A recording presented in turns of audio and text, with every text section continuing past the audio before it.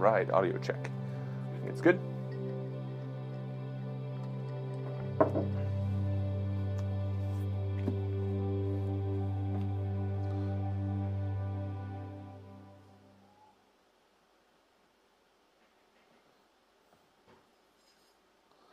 All right.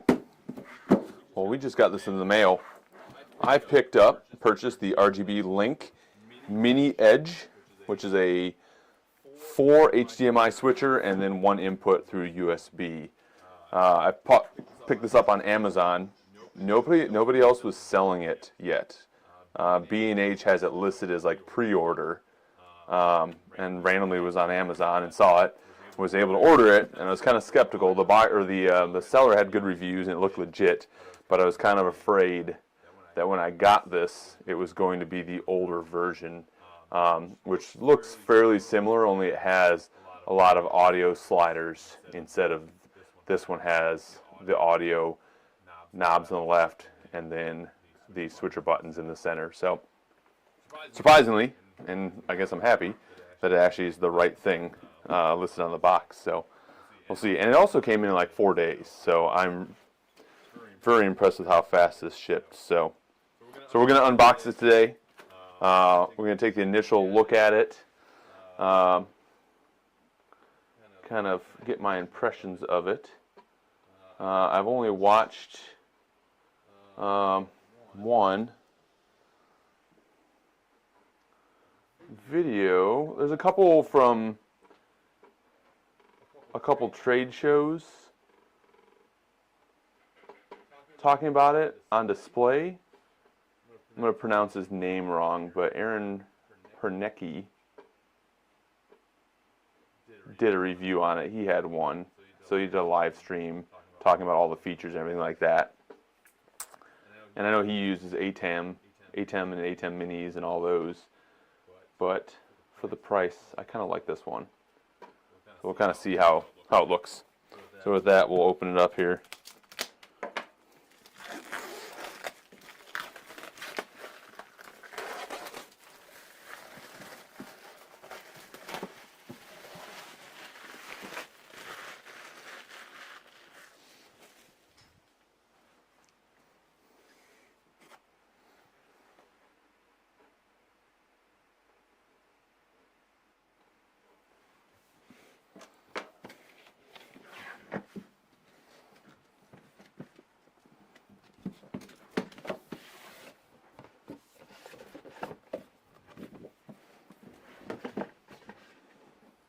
Interesting box.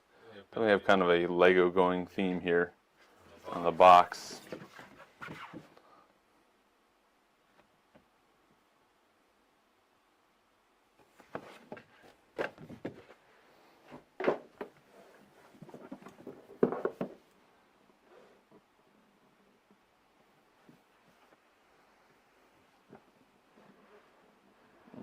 Camera's having a heck of a time focusing there, isn't it? Alright, we've got the manual, quick start guide, which I did find they have a nice PDF of all the features and everything here. Colored quick start guide. There's definitely some things that I think were unanswered with setup and understanding kind of how it works, but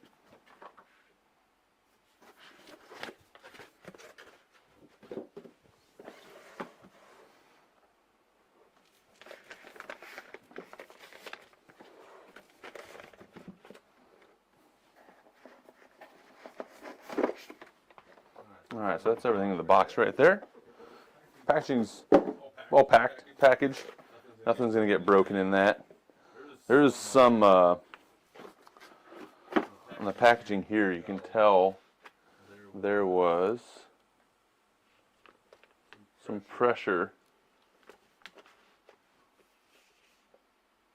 Get the focus here. Nope. Past my minimum focus. It's like 3 feet is minimum focus. Some pressure put on this knob right here from the packaging. Everything else looks okay, but I did notice it's been pushed and basically cut around the protected material right there, which is kind of interesting.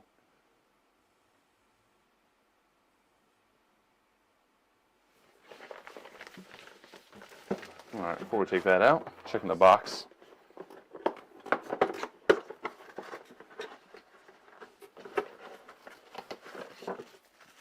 All right, we have a USB power brick.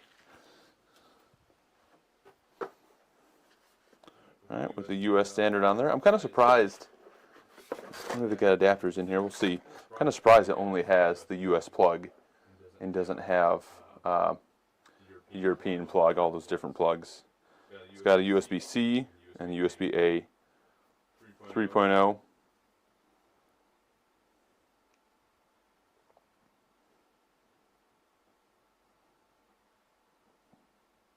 Output is 5 volts, 4.5 amps. A bunch of different ones on here, so it supports quite a bit.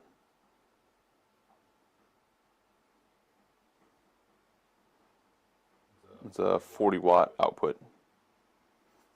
All right. We have some feet, and then anti-slip little stickers on there to probably go on the bottom of it. We got a USB-C to A.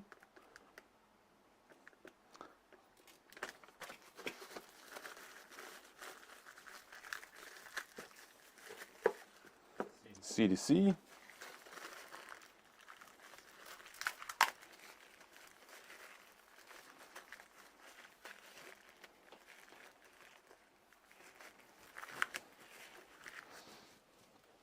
And another USB-C to C.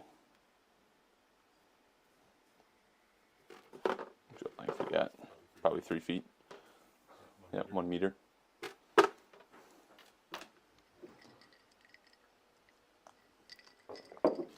Alright, and that's everything in the accessory box.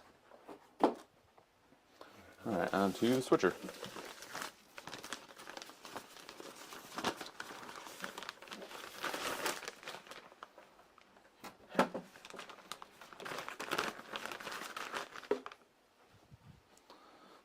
Got a screen protector on there.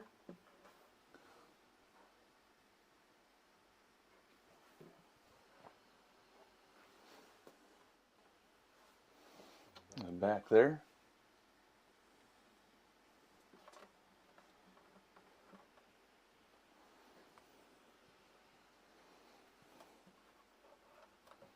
It does, setting it down, it had a little bit of, had decent weight to it. Setting it down, it did kind of sound a little plasticky when I initially set it down. It's got rubber feet in it already. But it feels pretty good overall, I think. We're way overexposed there.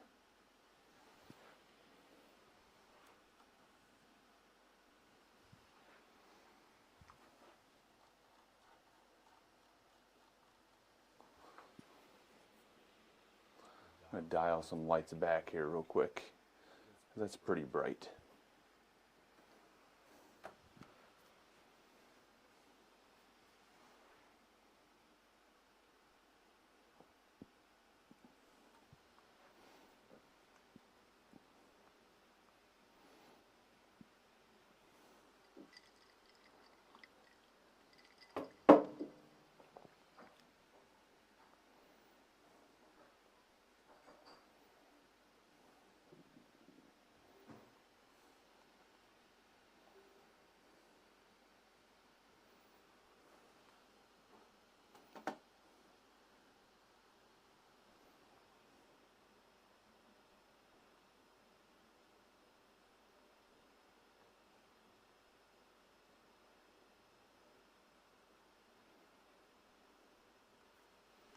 All right, that's better.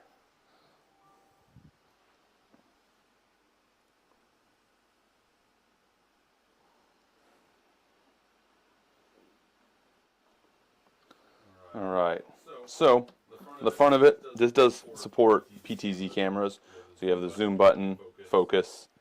You have your audio channels for each input. So basically HDMI 1, 2, 3, and 4, your microphone input, a Bluetooth input, I believe your audio mic, monitor, a few other inputs too. I'll have to check out. I don't know what they all are, to be honest.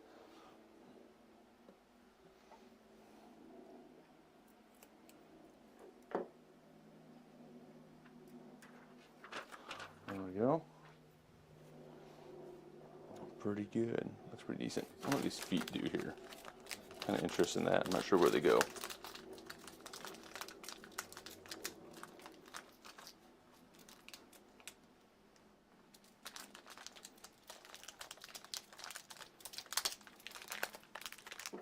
Alrighty.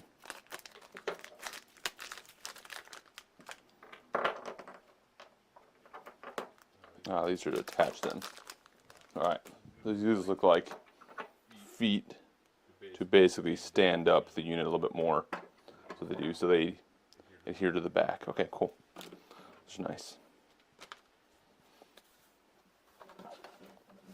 So looking at the back of this, I know you have one USB's power. One USB can go out to a computer to act as a webcam, or through streaming through OBS, which is what I'll be doing.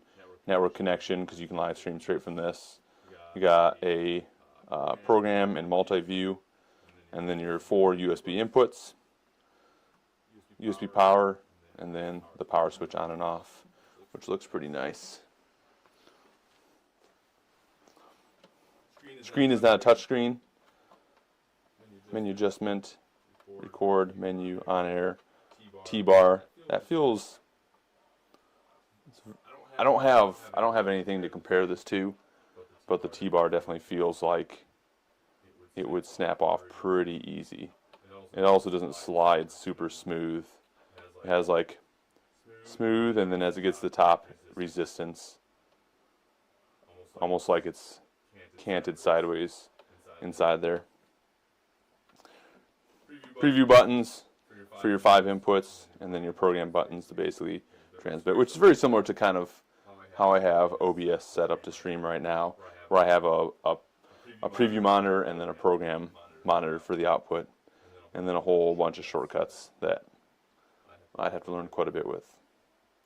So the reason I'm getting this is I've been going through kind of a multi-setup of having one camera running NDI through a network cable over network, and then the rest of the cameras either going through HDMI to a very inexpensive switcher that's made to kind of switch monitors on a computer, which has like a 2-second delay every time you switch it, and it also has like an off-air window when you do that, so it's not instantaneous going into OBS. So that's kind of why I wanted to get this, to take that tiny little cheap switcher out of the way, and then additionally be able to run all my cameras through HDMI and only use NDI, the network, if I need to. So, which I did get actually some 150-foot and a 100-foot fiber optic HDMI cables to use this weekend too, to be able to run and set the cameras further out. So since I don't really have a wireless option, and that gets kind of pricey.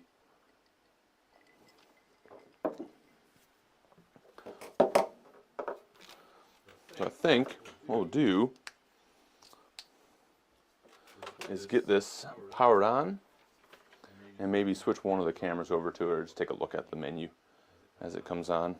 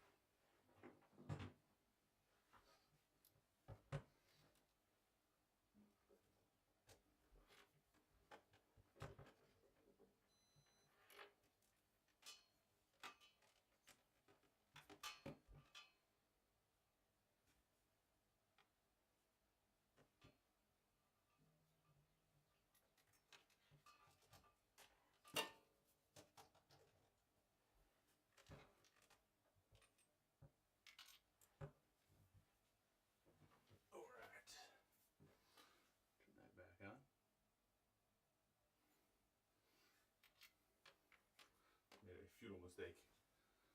I just unplugged one of the things I was using. Let's see if it reconnects.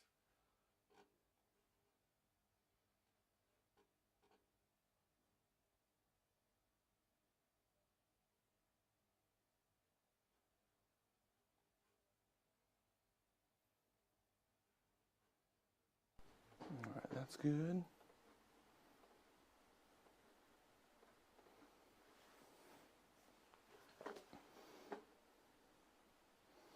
All right. Back up. All right. Plug this in.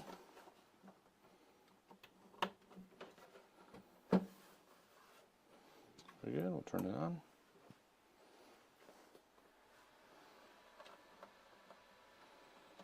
Fan noise is fairly loud.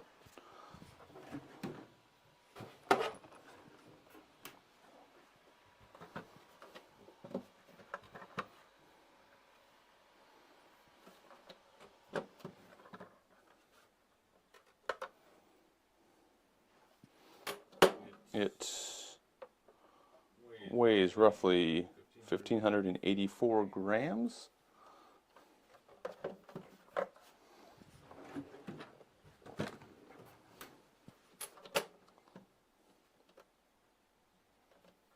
It definitely went for kind of the colorful look there with the dials, for sure. Dials feel pretty good, feel pretty smooth.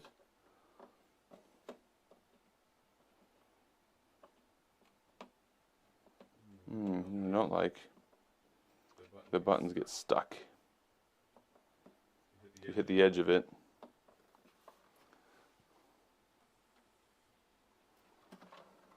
If you can see, if you push it, no, I guess a quick push is fine. I kept pushing towards the edges and they get stuck. So if you kind of a quick direct push, they're not bad.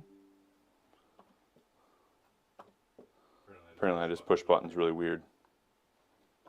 You just push them straight down, but if you push down at the bottom, it didn't work. Okay, that's just my own fault.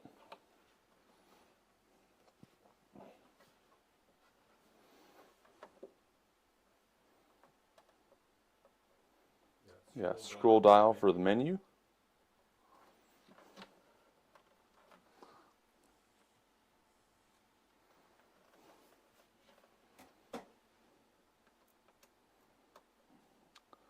This joystick's going to be for the PTZ cameras, so you just adjust it through there. And then it should be a push if you want to go into that menu. Yep. Menu to exit. Enter. This does do chroma key for green screen, does the shortcuts, does all the different picture-in-picture, all that kind of stuff. There's a lot to learn. Realistically, it's going to take me quite a while to kind of figure this out and learn the ins and outs of this switcher. But overall, it does have the inputs also, audio inputs. XLR, which is kind of nice because I do have that, and it also has 48 volt power for powering a microphone. Yeah. So this will probably be, I'll probably have to stream and just try using this before this weekend, just to figure out all the inputs, set up kind of the different views I want. If I want side-by-side picture-in-picture or whatever I might want. So interesting. Overall impressions of just the build quality is decent. There's a few things that feel a little cheaper on it, which I guess for the money, if you're going into like a higher level ATEM Extreme or something like that. But like biggest thing is the T-bar feels a little janky. The buttons, if you don't push straight down, tend to get stuck a little bit down in a corner, so you gotta wiggle it. But that could just be getting used to how you kind of push down. But overall build quality looks very nice. It looks very nice. I don't know if you can adjust the colors on the audio controls, but that may be something I want to adjust. It does support, again, up to 4K 60 input, but it only outputs at 1080p at up to 60 frames, which I would love one that could output at 4K, but the cost of switches go up quite considerably when you go to 4K. So I don't really need to stream at that, so that's fine. But that's kind of the first look at it. I'll probably get these little legs attached because they're kind of nice, and then I'll continue messing around with it and probably go through a lot of the information on it soon to kind of have a better understanding of all the key features it has. Biggest way I'm going to use this is input all my cameras into this, output via USB 3.0 to OBS on the laptop, and then stream through OBS rather than streaming from this device directly. It's kind of my overall plan.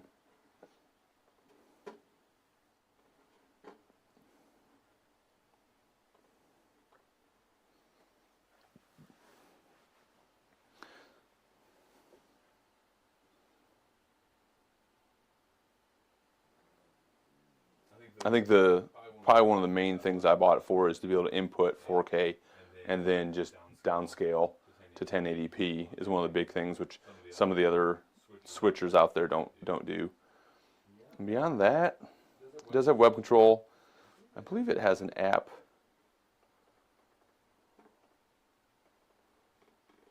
I'd have to look at. I do have a brochure open, but it's going to take me some time to kind of read through everything and learn about it. Hopefully, this weekend will be the first kind of real test. I'll probably do some test streams before that just to kind of get it set up and understand it, but that's where we're at right now. Is the RGBlink Mini-Edge 5-input switcher. So I'm going to end there and then start messing with this a little bit.